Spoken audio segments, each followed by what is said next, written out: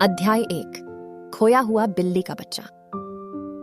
एक बार की बात है, एक शांत गांव में आन्या नाम की एक छोटी लड़की रहती थी। उसके घुंघराले बाल, चमकदार आंखें और दयालुता से भरा दिल था। एक धूप भरी दोपहर में जब आन्या अपने घर के पिछवाड़े में खेल रही थी, उसे धीमी म्याऊं म्याऊं की आवाज सुनाई दी। उसने आवाज का पीछा किया और झाड़ियों के पीछे एक छोटे डरे हुए बिल्ली के बच्चे को छिपा हुआ पाया।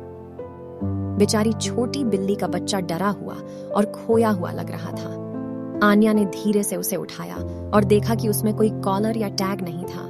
उसने बिल्ली के बच्चे को घर ले जाने और उसे रहने के लिए एक सुरक्षित और प्यारी जगह देने का फैसला किया। अध्याय 2 एक नया दोस्त।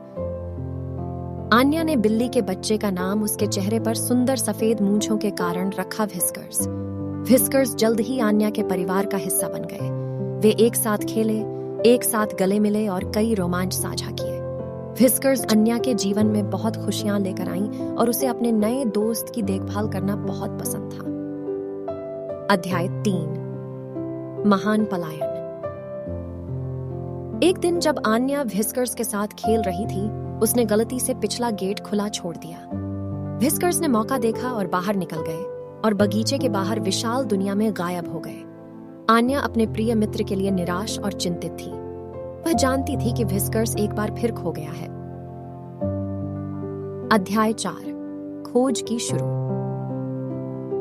आन्या ने उम्मीद नहीं छोड़ी। उसने अपने दोस्तों और पड़ोसियों को इकट्ठा किया और मिलकर एक खोज दल बनाया। उन्होंने व्हिस्कर्स की तस्वीर और जानकारी के साथ रंगीन पोस्टर बनाए और उन्हें पूरे गांव में लटका दिया। गांव में हर कोई खोए हुए बिल्ली के बच्चे के किसी भी संकेत के लिए अपनी आंखें खुली रखते हुए खोज में शामिल हो गया। अध्याय 5 एक मैत्रीपूर्ण मुठभेड़। कई दिनों की खोज के बाद आन्या को गांव के बाहरी इलाके में रहने वाली एक बुजुर्ग महिला श्रीमती जेनकिंस का फोन आया। श्रीमती जेनकिंस ने अपने बरामदे के पास व्हिस्कर्स के विवरण से मेल खाते एक बिल्ली के बच्चे को देखा था। आन्या जल्दी से श्रीमती जेनकिंस के घर पहुंची।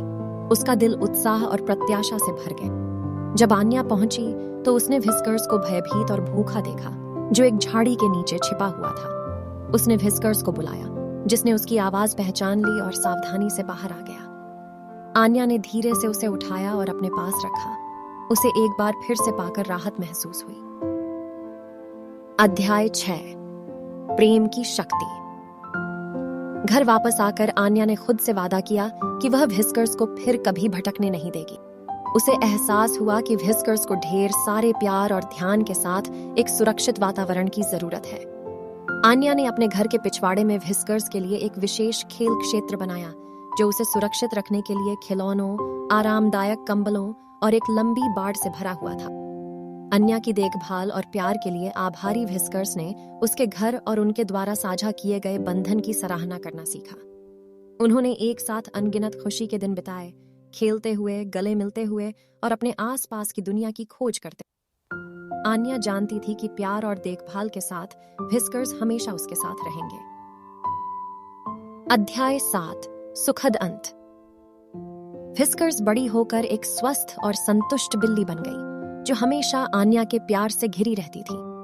गांव ने आन्या के दृढ़ संकल्प और दयालुता की प्रशंसा की और उन सभी ने जिम्मेदारी और प्रेम की शक्ति के बारे में एक महत्वपूर्ण सबक सीखा।